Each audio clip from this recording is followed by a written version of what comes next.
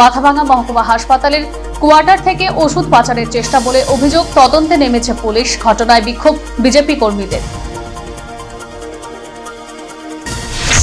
শীতলকুচিতে আক্রান্ত হল স্থানীয় বিজেপি নেতা। বর্তমানে তিনি মাথাভাঙ্গা মহকুমা হাসপাতালে চিকিৎসাধীন। মারুগঞ্জে তৃণমূল নেতার বাড়িতে পুলিশের তালা। অভিযুক্ত ফেরার থাকায় তার মা ও ঠাকুমাকে পোহাতে হচ্ছে দুর্ভোগ। সারা রাত ঘরের বাইরে কাটালেন তারা। পথকুকুরকে বাঁচাতে গিয়ে দুর্ঘটনার কবলে যাত্রীবাহী ই-রিকশা ও বাইক। শীতলকুচির এই ঘটনায় আহত হয়েছেন বেশ কয়েকজন। কেন্দ্রীয় প্রকল্পে জরায়ু ক্যান্সার প্রতিরোধে টিকাকরণ কর্মসূচি গ্রহণ হল রাজ্য জুড়ে। কোচবিহার এমজিএন হাসপাতালে এর সূচনা করেন স্পিকার রথীন্দ্র বোস।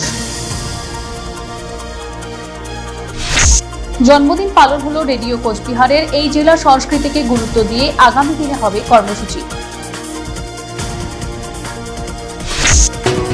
বন্যা বর্ষা পরিস্থিতি মোকাবিলায় প্রশাসনিক স্তরে আলোচনা। জেলা জুড়ে নদী বেষ্টিত এলাকায় দেওয়া হবে বিশেষ নজর। তুফানগঞ্জে হল বৈঠক।